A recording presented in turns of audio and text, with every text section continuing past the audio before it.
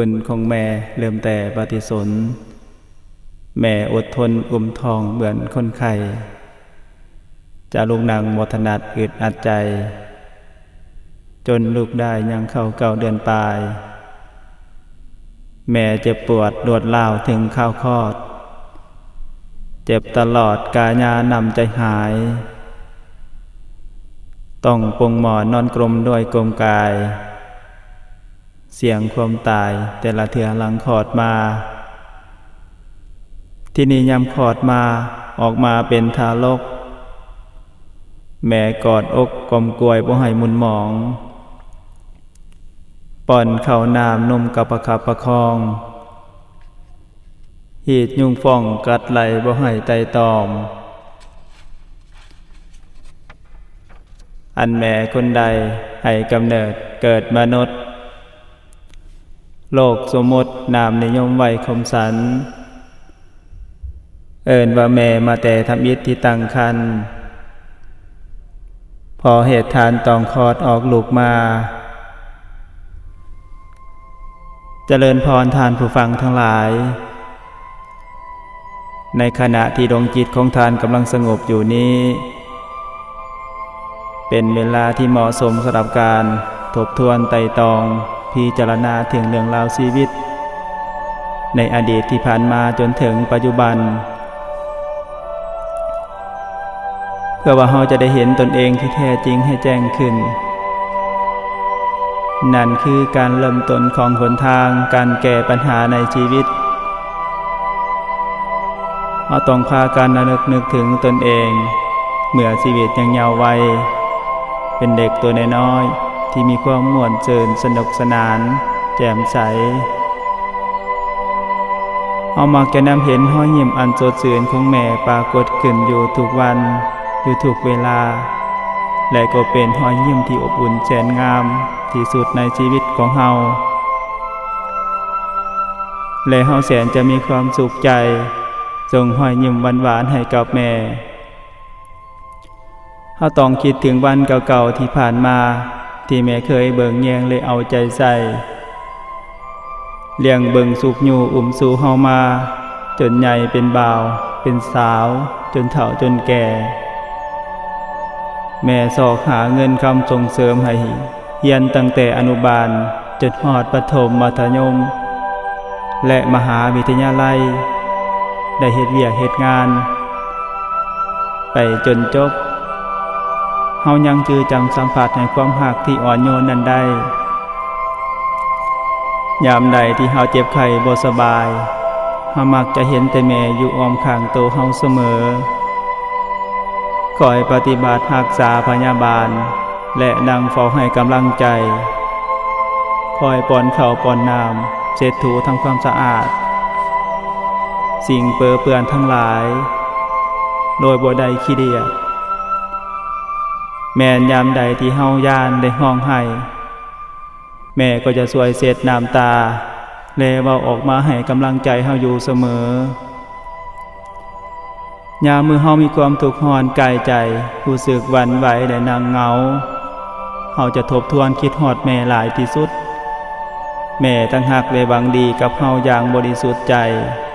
อยากที่จะมีคนใดเสมอเหมือนแม้แต่กระทั่งชีวิตแม่ก็จะยอมที่เสียสละเพื่อเฮาได้แม่หักและจริงใจต่อเฮาเทียบเท่าทอชีวิตแม่หมดลมหายใจขอให้เฮาได้ใส่ช่วงเวลาแห่งความสงบนี้ทบทวนคิดถึงคุณความดีของแม่หรือไผก็ตามที่ได้ทำหน้าที่เฝ้าเลี้ยงเบิ่งเฮามาตั้งแต่น้อยๆจนใหญ่เมื่อเฮาได้คิดถึงคุณความดีของแม่แล้วและเฮาจะบ่ลืมเรื่องราวความผิดพลาดในเมื่ออดีตที่ผ่านมา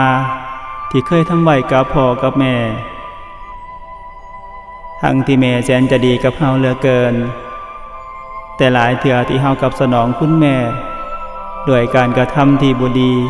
ให้แม่ต้องเจ็บซ้ำในใจน้ำตาตกในแม่ต้องร้องไห้ต้องทนทุกข์เสียใจพอเฮาหลายเทื่อหลายหนแล้วเป็นหยัง เป็นอย่างเฮาทำกับแม่ได้ถึงเพียงนี้ทั้งที่เฮาเกิดมาเฮาก็ทำให้แม่เจ็บปวดทางกายและจิตใจอย่างแสนสาหัสที่สุดในชีวิตของแม่บัดที่เฮาเกิดแม่ต้องเสี่ยงชีวิตเสี่ยงความตายเพื่อเฮา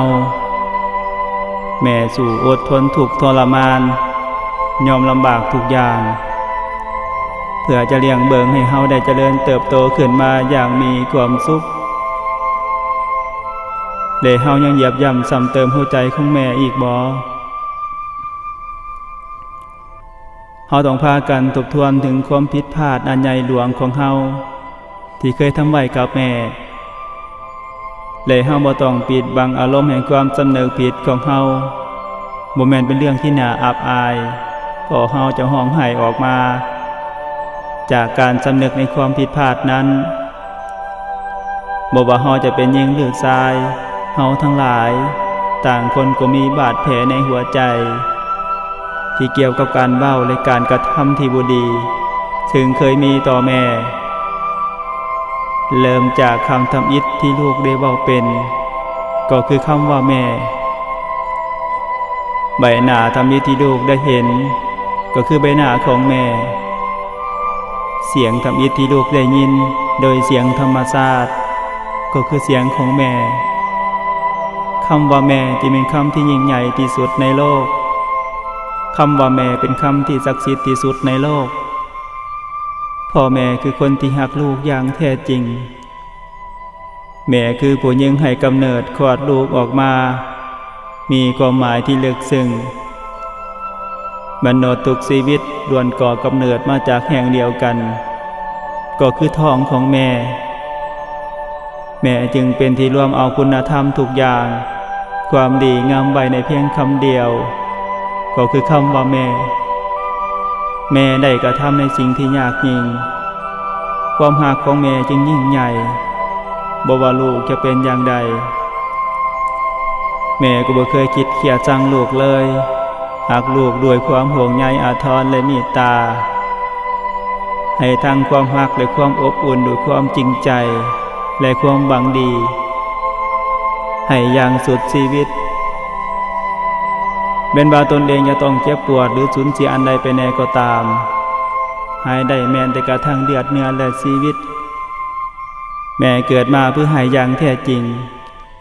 แม่ให้ทั้งน้ำนมน้ำคำน้ำใจฮักให้น้ำผักน้ำแห้งจากแข้งขายอมเอาเผื่อตั้งน้ำหาสับมาเพื่อลูกยาได้ประสบทุกคืนวันคำว่าแม่จึงเป็นชื่อเฉพาะผู้หญิงผู้บังเกิดเก่าของลูกจะมีคำใดแน่ที่มวลได้อ่อนหวานและนุ่มนวลยิ่งใหญ่ไปกว่าคำว่าแม่คำว่าแม่เป็นคำที่ลูกมักเอิ้นหายามใดช่วยระบายความทุกข์ใจของลูกได้ถูกเวลาแต่ต้นแต่แม่รับหน้าที่เป็นแม่ของลูกซึ่งแม่บ่เคยได้เห็นหน้ามาก่อนเลยบ่ฮู้ด้วยซ้ำว่าจะเป็นหญิงหรือชายรูปร่างหน้าตาจะเป็นอย่างไรแม่บ่ฮู้แม่ฮู้แต่เพียงว่าแม่กำลังมีท้องแม่จะค่อยๆประคับประคองท้องของแม่และเตรียมหายาต่างๆที่จะช่วยรักษาครรภ์ซึ่งแต่ก่อนนั้นแม่บ่เคยรู้จักและสนใจมาก่อนเลยแต่พอแม่ตั้งท้องแม่ก็ไปหาอาหารแซ่บๆและหวานยาต่างๆมาไว้กินเพื่อให้ลูกในท้องของแม่ปลอดภัยและเจริญเติบใหญ่อย่างสมบูรณ์โดยลำดับแม่เพิ่มด้วยความระมัดระวังหลายขึ้นของสิ่งใดที่แม่เคยกินแม้จะมีรสชาติแซ่บแต่แม่ย่านว่าสิเป็นอันตรายต่อลูกน้อยในท้องแล้วแม่ยอมอดเพื่อความสุขของลูกนี่คือน้ำใจของแม่นักปราชญ์ท่านจึงเขียนไว้ว่าทั้งสามภพยกย่อขึ้นสั่งเปรียบนักบ่เทียบพระคุณแม่สุดไปหาถึงอบอุ่นสุริยันและจันทราเอิกมารดาไออุ่นกว่าแสงจันทร์ แม่นน้ำทิพย์หลั่งไหลมาให้ดื่มบ่เย็นชื่นซุ่มเย็นทอทานทันถึงนางฟ้ามาอุ้มสวยคุ้มกันบ่เปรียบปานตาแม่ที่เลี้ยวมองแม่นสังขารเปลี่ยนแปลงแม่สู่ได้หวังจะให้ลูกตนพ้นภัยปองถึงสุนสิ้นดินฟ้าทาลานองพระคุณของแม่เฮานี่ยอมมีเอ่ยก่อนที่เฮาทั้งหลายจะได้มีชีวิตอยู่ในปัจจุบันนี้นั้นคืนใดที่เป็นคืนเดือนแจ้งหรือเดือนมืดแม่ทุกของเฮาอาจจะฝันไปต่างๆนานาและเมื่อหูซึกโตว่าตนในตั้งท้องก็จะหูซึกคำนึงอยู่ในใจว่าเฮาสิมีลูกแล้วแม่จะเตรียมผ้าอ้อมรอถ่าไว้และภาวนาอยู่ในใจว่าขอให้ลูกที่อยู่ในท้องของแม่อยู่เป็นสุขเถิดนาลูกนะท้องของแม่ก็เริ่มใหญ่ขึ้นเรื่อยๆจะมีลูกคนใดแน่จะหู้ซึกถึงความลำบากของแม่แน่คิดเบิ่งให้ดีๆแม้แต่กระทั่งในการลุกย่างนั่งนอนแม่ก็จะต้องเตรียมไปโดยความระมัดระวังจนกระทั่งย่างมาฮอดเดือนที่9แม่เริ่มรู้สึกเจ็บปวดท้องเวียนว่ายใจจะขาดแต่แม่ก็พยายามอดทนไว้เพื่อชีวิตของลูกน้อยในท้องในวันที่แม่คลอดลูกนั้นแม่จะร้องไห้ครวญครางอย่างโหยหวนเพราะความเจ็บปวดแม่บิดห่างกายด้วยความทุกข์ทรมานอย่างแสนสาหัสที่สุดในชีวิตวันเกิดของลูกจึงเกือบคล้ายวันตายของแม่พอต้องย่อมเอาชีวิตเข้าเสี่ยงให้ได้มาถึงลูกน้อยอันเป็นสุดที่ฮักมีลูกบางคนมื้อฮอดวันเกิดพากันจัดงานเลี้ยงอย่างใหญ่โตมโหฬารสนุกสนานม่วนซื่นกับแขกที่เชิญมามากมายกายกองแต่ก็ลืมไผบางคนที่ให้ชีวิตกำเนิดเฮามานักป่าจึงได้เขียนคำประพันธ์ไว้ให้คิดว่างานวันเกิดยิ่งใหญ่ไผคนนั้นฉลองกันในกลุ่มผู้ลืมหลงทางลาบยศสรรเสริญเดินทะนงวันเกิดสมชีวิตฉันเลี้ยงมันตายอีกมุมหนึ่งนางเหงาหน้าเศร้าแท้หญิงเฒ่าๆนางง้อยเลยคอยหาโอ้วันนั้นเป็นวันอันตรายแม่ก็เสียเลือดเนื้อแทบปิดชนวันเกิดลูกเกือบคล้ายวันตายแม่เจ็บท้องแท้ปันใดบ่ได้จมต้องอุ้มท้องกว่าจะคลอดออกเป็นคนเติบโตจนใหญ่ตอนนี้หนีพ่อไพรแม่เจ็บเจียนคาใจในวันนั้นกลับเป็นวันของลูกฉลองกันอันผ่องใสได้ชีวิตแล้วก็ม้วนระเริงใจลืมคนให้ชีวิตอนิจจาพ่อแม่ได้คลอดลูกออกมาแล้วกลับหลงลืมความเจ็บปวดของตนเพราะว่าแม่ได้เห็นใบหน้าของลูกและแม่ก็เฝ้าสวมกอดลูกไว้ในอ้อมอกลองคิดเบิ่งเถิดว่าแม่หักลูกขนาดไหนเพื่อชีวิตของลูกแล้วแม่ยอมได้ทุกอย่าง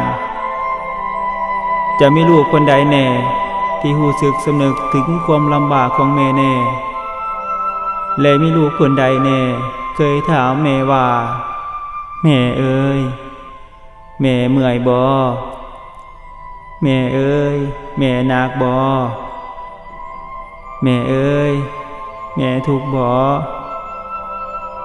แม่เอ้ยแม่ไข้บ่คำเว้าเหล่านี้บ่เคยหลุดออกไปจากปากของลูกเลยเห็นมีแต่แม่เท่านั้นที่คอยเฝ้าปฏิบัติให้ลูกทุกเช้าค่ำคอยเฝ้าถามลูกอยู่ทุกวันว่าหิวบ่ลูกเมื่อยบ่ลูกต้องการอันใดอีกบ่ลูกแม่สิซอกหาให้ท่านจึงบอกว่า บ่มีน้ำนมชนิดใดที่จะหวานปานน้ำนมของแม่บ่มีความหักใดที่บริสุทธิ์และจริงใจเท่าความหักของแม่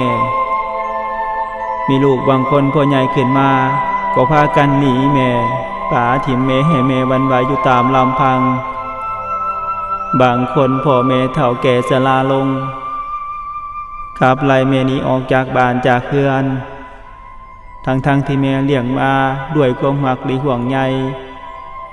ตั้งใจเบิ่งแยงคอยป้องกันภัยบ่ยอมให้ยุงมาขบมาตอมบัดนี้พวกลูกๆทั้งหลายถ้าลูกยังมีแม่อยู่มีพ่ออยู่ก็เฝ้าไปทำหน้าที่ของฝากเป็นลูกที่ดีให้พ่อกับแม่ได้ดีใจเพื่อเป็นการตอบแทนพระคุณของแม่แน่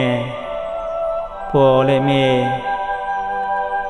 ให้ได้รับผู้ในความสำนึกผิดของเฮาดีกว่าเฮ็ดให้เพิ่นตอนตายจากไปขอให้เฮาหักพ่อหักแม่แต่นี้ไปดีกว่าหักพ่อแม่ยามแก่เฒ่าให้ทานได้ฮู้หักประจักษ์ของเฮาดีกว่าทำบุญให้เมื่อวายซนทานทั้งหลายที่เป็นลูกให้เฝ้าไปปฏิบัติต่อพ่อแม่เลี้ยงเบิ่งแม่ก่อนที่ท่านจะบ่ได้อยู่นำเฮาให้เลี้ยงเบิ่งถ้าเฮาบ่เฝ้าทำเสียตอนนี้บางทีเฮาอาจจะบ่มีโอกาสได้กระทำตลอดชีวิตวันหนึ่งเฮาอาจจะบอกคำว่าฮักได้ตั้งหลายร้อยเทื่ออาทิตย์หนึ่งเฮาอาจจะซื้อของขวัญให้คนใดบางคนได้ตั้งหลายอย่างเดือนหนึ่งเฮาอาจจะใช้จ่ายเงินคำได้อย่างสบายปีหนึ่งเฮาอาจจะได้ไปเที่ยวตั้งหลายแห่งแต่วันนี้คงว่ายากเกินไปที่เฮาจะทำให้พ่อกับแม่ของเฮาแน่ขอให้เฮาพยายามคิดถึงเรื่องที่แม่ของเฮาเคยสอนคิดถึงน้ำนมข้าวที่แม่เคยป้อนคิดถึงที่อยู่ที่นอนที่แม่เคยสอกหาคิดถึงการศึกษาที่แม่เคยส่งเสริมให้ปัญญาและความคิดและสำคัญที่สุดคือให้คิดถึงชีวิตที่แม่ให้เฮามาหากเฮาเคยทำความผิดก็เฝ้าหาทางกลับเนื้อกลับโตกลับใจเป็นคนดีของพ่อแม่และเข้าไปกราบขอขมาโทษต่อพ่อแม่และตั้งใจปฏิบัติตามคำสั่งสอนของพ่อแม่เฮาก็จะได้ชื่อว่าเป็นลูกที่มีความกตัญญูกตเวทีมีเครื่องหมายของคนดีจิตโตเป็นเสื้อเกราะป้องกันภัยห้ามใจของเฮาบ่ให้พาไปกระทำความชั่วระวังรักษาโตและถนอมดวงใจแม่ให้พ่อกับแม่มีความสุขตลอดไปท้ายที่สุดนี้จึงขอน้อมบูชาคุณความดีและความรักที่มีอยู่ในหัวใจของแม่ทุกคนทั้งที่จากโลกนี้ไปแล้วและยังมีชีวิตอยู่ขอความกตัญญูกตเวทีที่ลูกทั้งหลายมีต่อแม่ให้ได้รับความสุขความเจริญในที่ทุกสถานด้วยกันเถิด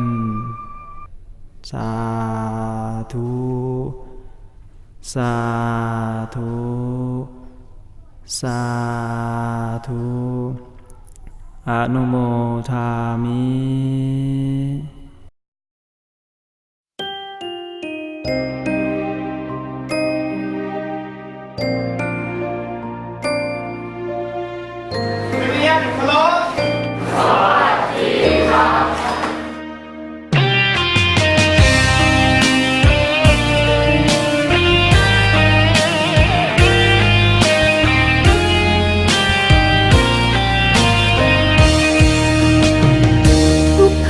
บ่นว่าคือความปรารถนาดีใช้ความเมตตาปราณีคอยชี้หนทางเดินให้ร้อยเหนื่อยพันหนักกลั่นเป็นรักและห่วงใยเพื่อทำหน้าที่ยิ่งใหญ่ เป็นคนผู้ให้วิชา ทุ่มเทเพื่อสิทธิ์จากจิตวิญญาณของครู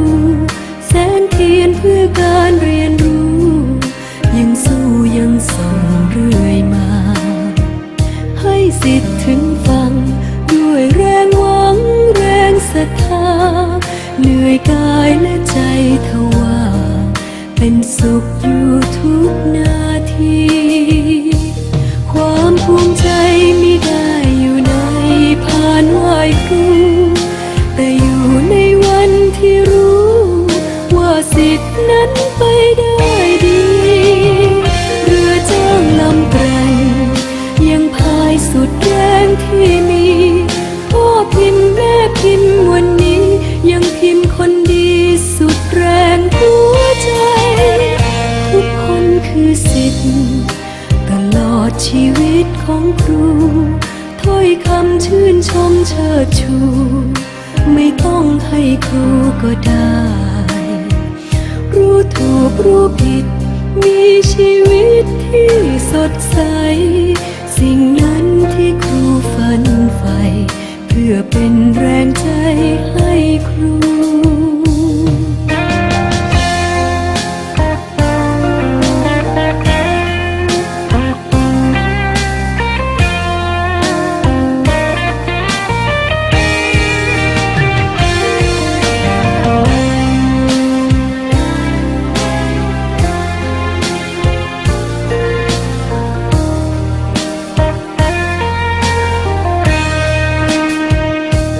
ความภูมิใจ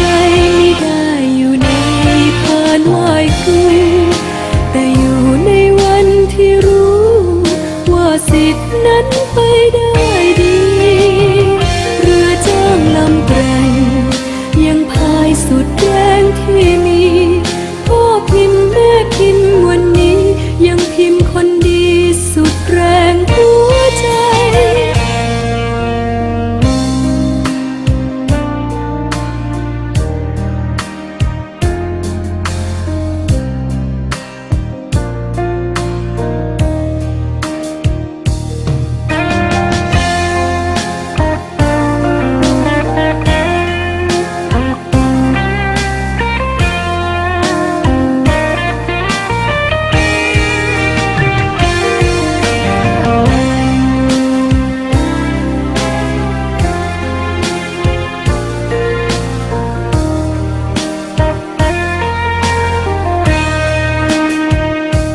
ความภูมิใจไม่ได้อยู่ในพานไหว้ครู แต่อยู่ในวันที่รู้ว่าสิทธิ์นั้นไปได้ดี เรือจ้างลำแกร่งยังพายสุดแรงที่มี พ่อพิมพ์แม่พิมพ์วันนี้ยังพิมพ์คนดีสุดแรงหัวใจ ทุกคนคือสิทธิ์ตลอดชีวิตของครู ถ้อยคำชื่นชมเชิดชู ไม่ต้องให้ครูก็ได้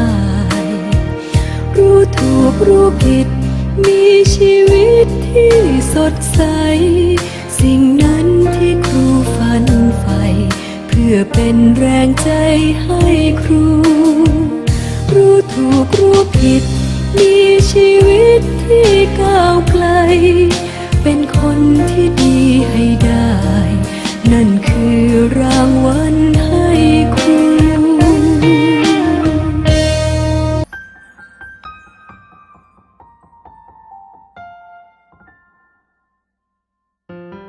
โอ้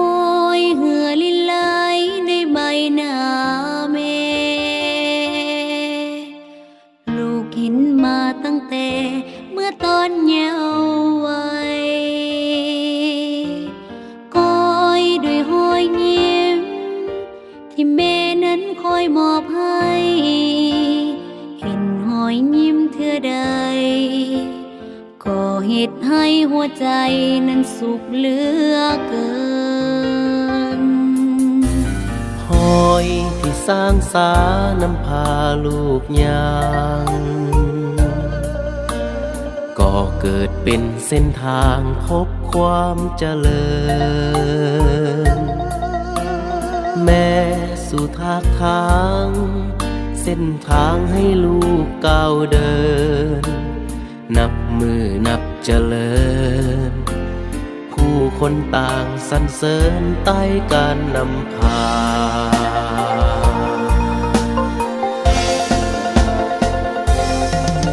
ลูกขอ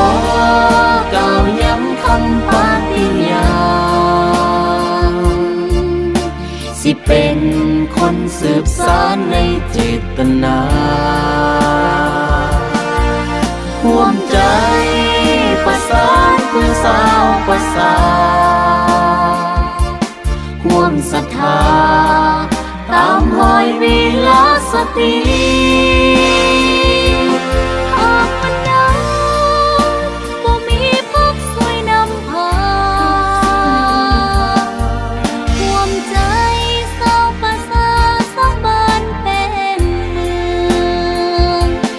หากบ่มีแม่หญิงคนนี้ จะบ่มีแห่งความหุ่นเรืองจนเป็นบ้านเป็นเมืองมาฮอดวันนี้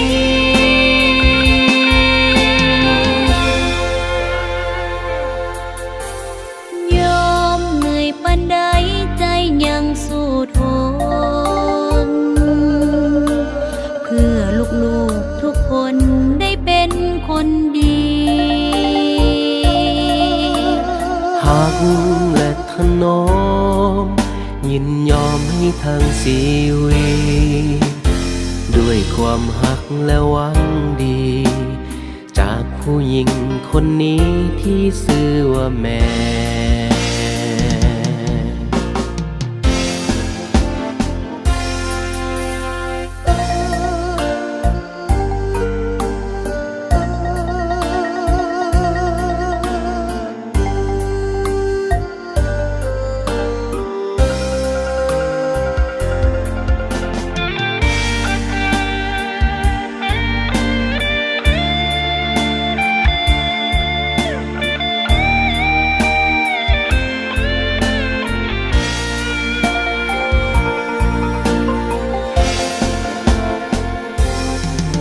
ลูกขอกล่าวย้ำคำปฏิญาณสิเป็นคนสืบสานในเจตนาห่วมใจประสานเพื่อสาวประสานห่วมศรัทธาตามหอยวิลาสตรี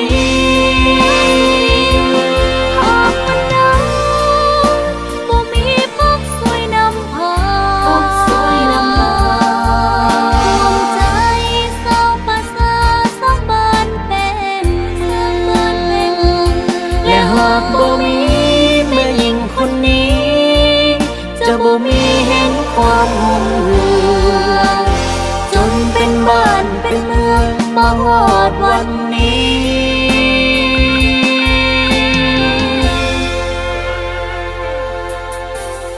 ยอมเมื่อยปานใดใจยังสู้ทนเพื่อลูกๆทุกคนได้เป็นคนดีฟังและถนอมยินยอมให้ทั้งชีวิตด้วยความฮักและหวังดี จากผู้หญิงคนนี้ที่ชื่อว่าแม่ ลูกบูชาความหวังดีแด่ผู้หญิงคนนี้ที่ชื่อว่าแม่